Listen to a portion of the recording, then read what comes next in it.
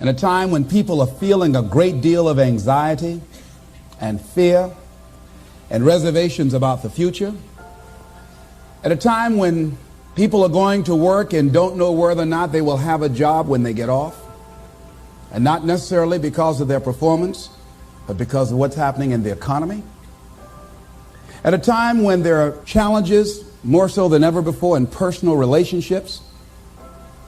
When we look at what's happening on the crime level and what's happening with our youth, that many times I'm sure that we've all taken time just to stop and reflect. Many times when we hear what's happening in the news or read the newspapers, where's all of this leading to? What's going on here? And so I think that now more than ever, we must begin to look at what are the things that we can do that would put us on some firm footing in life, that will enable us to do some things and use some powers that we have, that many of us go through life never ever discovering that we have those things going for us. And part of that, I believe, is knowing what it is your life worth. What is it that gives your life a sense of meaning and purpose? Because once you find that, it puts you in your power place. See, if you know what your life work is, I encourage you to start working on it. If you can't do it all at one time, do just a little bit of it. And if you don't know what it is that you showed up to do, if you don't know why you're here, I encourage you to find out what your purpose is here. What is the meaning of your life? What will be different? Have you ever asked yourself that question? I've done that. I remember coming from a friend of mine's funeral, and I was reflecting on how much time I had left. And I went for a walk in a park thinking about this guy whose life was so promising. And I mean, he wasn't an old guy. He was quite young, in fact. And I thought about all of the things that he said he was going to do, and he never got a chance to do those things. And I started thinking about my own life and how much time I had left to do the things that I would like to do. And at that time, I wasn't sure what my life purpose was, what my life's work was. I wasn't sure about it at that time. And I thought about it quite a lot. I had some idea, but I wasn't convinced. That I don't think I felt worthy. I didn't believe that it could be me to do this kind of work that I'm doing right now. And I say to you that if you begin to take a conscious effort to find out what it is that you're supposed to do, I say that it can literally save your life. I said that it can literally save your life. I was telling a group of people of a study that was conducted. Dr. Larry Darcy, who wrote a book called Recovering the Soul, he said, human beings are the only living species that has achieved the dubious distinction of dying or having a stroke or a heart attack on a certain day. If you ask most people, what would you say the primary cause of why people will have a heart attack or stroke? Many people will say, well, because they smoke cigarettes, or because of high cholesterol, or because of stress, or because of obesity, and all of those things are contributing factors. But ladies and gentlemen, more heart attacks take place in this country on Monday morning between 8 and 9 a.m. That's when the majority of people who have their first heart attacks have them.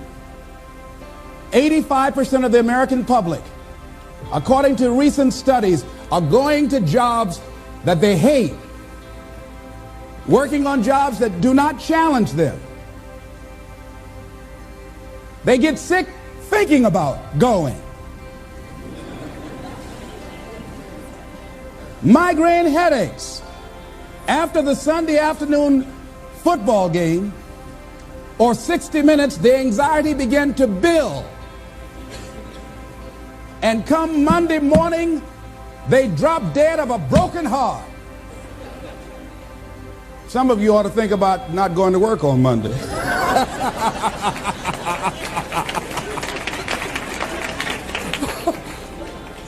Think about that. People are literally dying to go to work.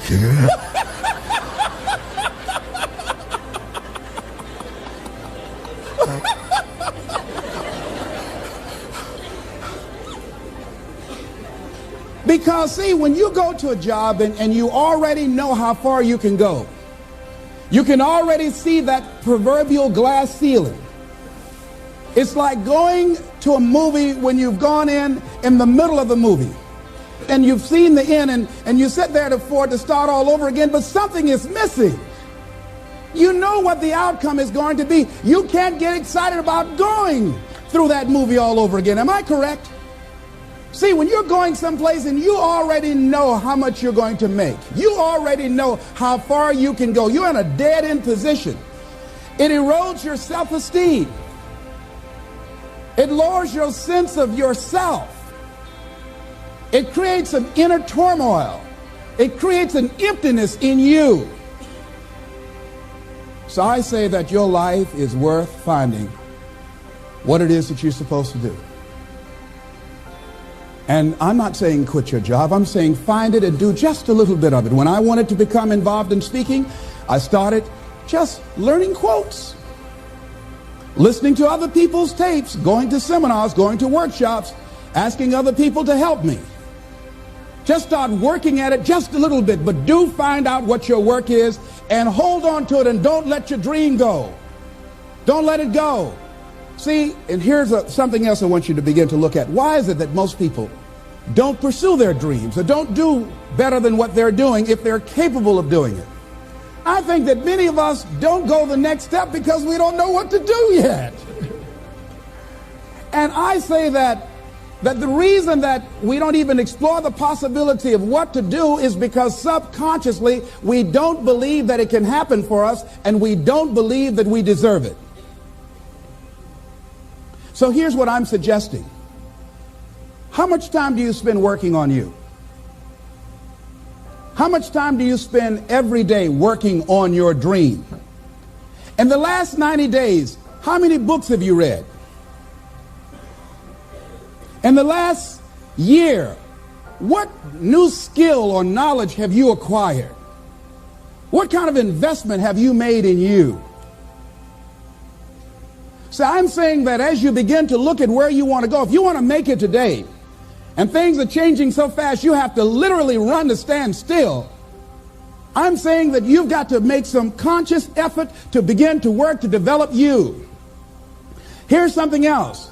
Most people are not living their dreams because of fear, ladies and gentlemen.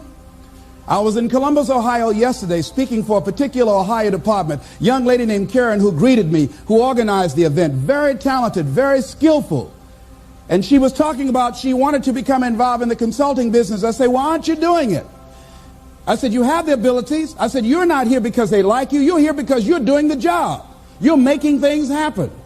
And she came up with all kind of ideas, but finally she said, I guess I can't see myself doing it. I guess I'm afraid. Fear, limited vision, and lack of self-esteem is what keep most people doing things they don't want to do. I flew from Columbus, Ohio to Denver, Colorado to a major communications company.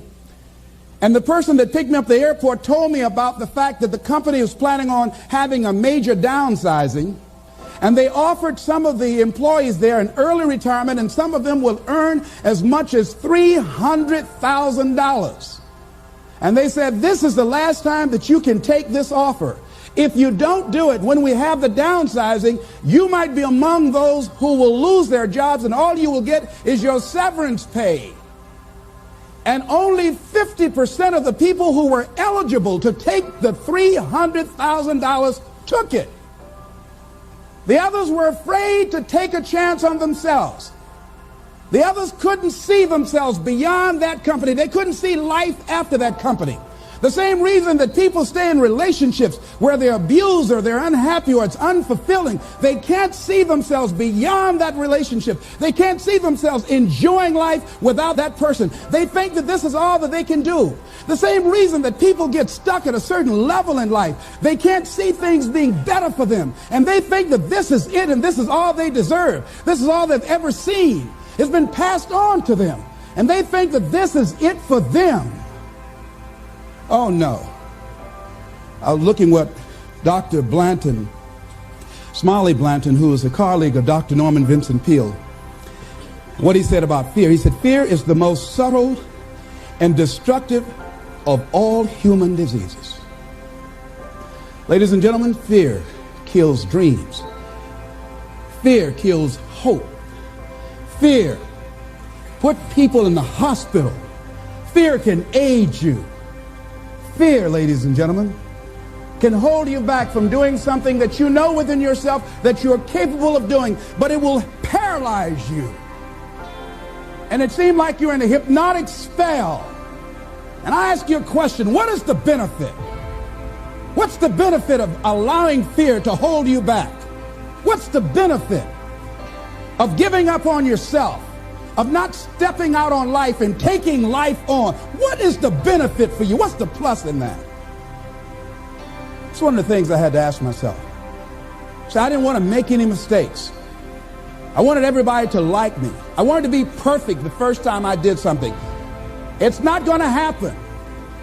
You're going to make some mistakes. You're going to hurt some folks' feelings. You're going to create some enemies whenever you decide that you want to begin to take life on. You've got to ask yourself, how long am I going to allow this to hold me back? I like what Zig Ziglar says. He said, fear is false evidence appearing real. That is an illusion that we create in our mind. It is a state of mind that can be changed. So let's look at how we can begin to take some steps to restructure that fear, to begin to expand our visions of ourselves, to begin to increase our self-esteem. Webster said that self-esteem means confidence and satisfaction in oneself. Look at your life right now. Whatever you've done up to this point in time, your life is working. Whatever you have produced, it came out of you as a result of the kind of person that you have become. It's a result of your choices. It's a result of your consciousness. Now you have to ask yourself, are you satisfied with what you have produced? Is this what you want? Would you like for things to be better than this? Do you believe that you deserve better than this? Or are you content? This is it. You don't have to do anything else. That you've already resigned yourself in life and say, well, I'm happy. I'm not starving like the people in Calcutta. Are you allowing yourself to get off the hook like that? Or do you believe somewhere in the back of your mind or in your heart that there's some other great work for you to do? There's something else that life has for you. And that's why you're here. How do we handle this fear factor? How do we increase our self-esteem? You have to begin to fortify yourself.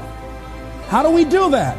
I believe that you have to begin to consciously monitor your inner conversation and start talking to yourself. Start building yourself up. Sometimes the only good things you will hear about you are the things that you say to you.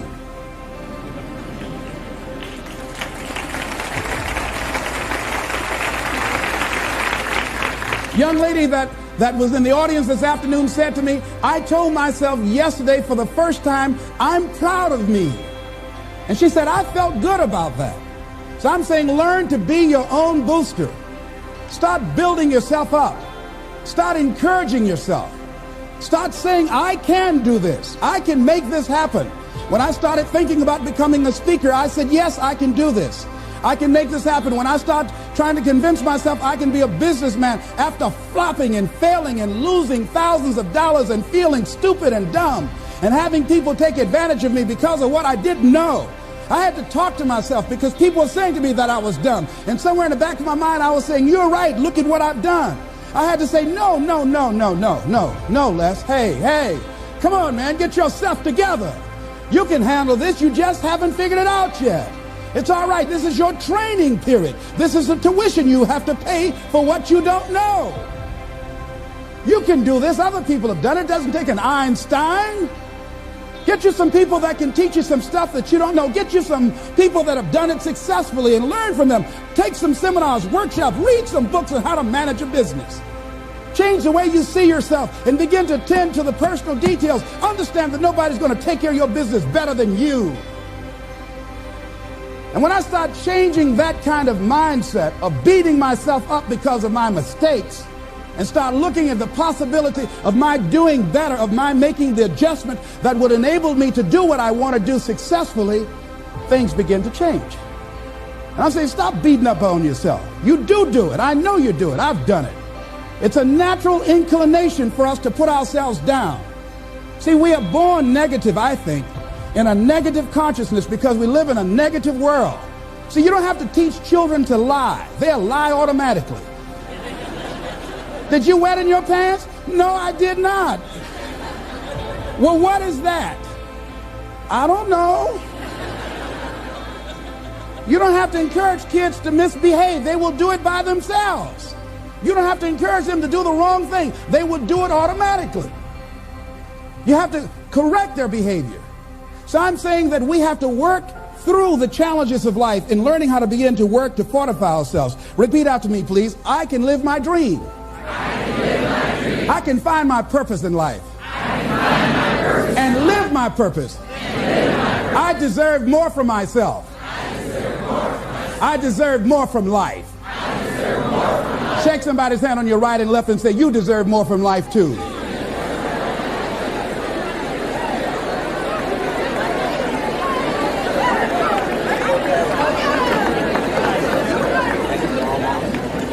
Here's some other things, ladies and gentlemen. Begin to guard your mind against negative programming, like turn off the television. Don't watch the news. Don't watch it. I think that more people have a sense of hopelessness and anxiety about life. If you look at the news, you cannot feel good looking at the news. You'll be scared to death. You're scared to go to sleep. I mean, it turns your power down. You've got to be conscious of that. Don't pick up the newspaper and read it. No. Just try this. Just experiment with yourself. Now, if your job depends upon you knowing certain things, let somebody tell you just about those things. But start filtering the stuff you allow to come in your mind. You know that song you used to say, don't let nobody bring you no bad news. I tell my staff, look here, don't tell me any bad news while I'm on the road. Let me handle it tomorrow. I don't like anybody to tell me any bad news at night before I go to sleep. I can't do anything about it anyhow. Why let me go to sleep with that on my consciousness? No, and my staff, they know that. Say, let it wait till tomorrow. And I have a period of time. Tell me bad news between 10 o'clock and 12 noon. After I prayed and meditated and read my books, I'm fortified, I'm ready to handle it. I deal with it and I'm out of there and I'm going on to something else. So you've got to guard the kinds of things that you put in your mind. See, if you don't program your mind will be programmed because human beings are goal-oriented. That's why we die of broken hearts early. That's why we're running through life to early graves. We're going through life, ladies and gentlemen. And I think that Henry David Thoreau said that most men live in quiet desperation. Most of us go through life running scared. Larry DeAndre, who I think is going to be one of the greatest motivational speakers around today, told me a story, a true story of a friend of his, that every day when he came home from school, when he would get to a certain block in his neighborhood, there was a neighborhood dog that would chase him. And that dog would start after him barking. Boy, he would run, just running from that dog every day. Finally, he just got tired of that dog chasing him every day. He said, this dog come around here today, I'm going to take a brick of stuff and bust him in the head. So he was walking home that day, minding his own business. Sure enough, same area, there was that dog there. And the dog started barking, he started running, he saw a brick and he stopped and picked up the brick and turned around. And the dog got close to him, he realized the dog didn't have any teeth.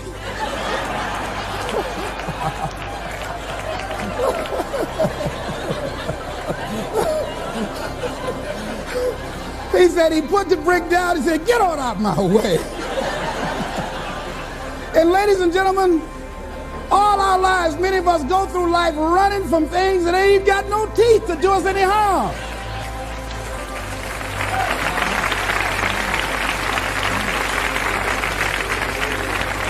Haven't you been afraid to do something and then after you did it, you say, whoa, if I'd known it was this easy, I would have done it before. Haven't you ever had that experience? Raise your hand.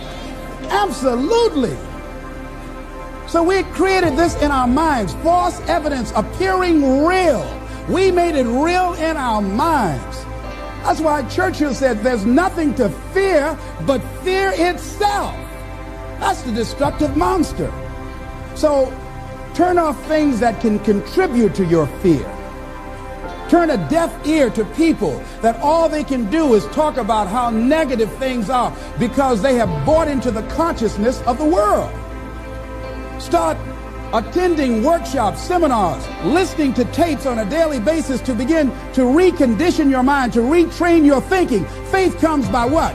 Hearing and hearing and hearing. Listen to things that can empower you, that can enable you to create a new reality for yourself and a new life for yourself. You might appear to be strange around most people. You know, most people think you're strange if you're happy today. People say, how you doing? I said, better than good. Whoa, what's wrong with him? Just go around smiling and watch people. Look at this. Is this a weird guy over here? Because most people don't smile. Watch them. Look at their faces in the morning. Here we go, another Monday morning. How you doing? Haven't had my coffee yet. Don't ask me. See, these people have not found their purpose in life. That's why they're grumpy. That's why they're miserable. That's why they're so negative. They're hurting and they want to hurt other people. So start practicing using programs for your mind. Seminars, books, workshops. Keep a journal. Record your thoughts. What's happening with you? Every day when you get up, have a journal near you. I use a Jack Boland journal so that I can write down my ideas. I keep it by my bed so I can write down my thoughts. See, ladies and gentlemen, we get 3 to 4 thoughts a year that if we would act on those thoughts, they could change our life. Don't say, well, I'll remember that. No, write that thought down. I got a thought today I wrote down. A friend of mine is in the hospital. His morale is low. They're talking about amputating his foot. He's got to feel very bad. So I said, you know, I'm not only am I going to see him, but I can't be there with him all the time. I said, I'm going to create a tape for him that he can listen to that will heighten his level of morale. We told him the other night, don't go to surgery. You are depressed. Your energy level is down. No, tell him not now. Don't do it now. In fact, most doctors who have any sense of awareness don't perform surgery on patients that are in a state of fear, that don't think they will make it. They wait till they're in a different state of mind. So I said, what about making tapes for people that are facing physical challenges? I said, that's a good idea. All right?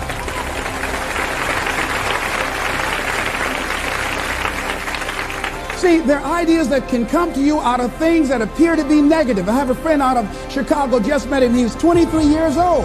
And this guy, he went financially bankrupt 2 years ago, ruined his credit. Guess what he decided to do? He found a blessing in it. He wanted to restore his credit.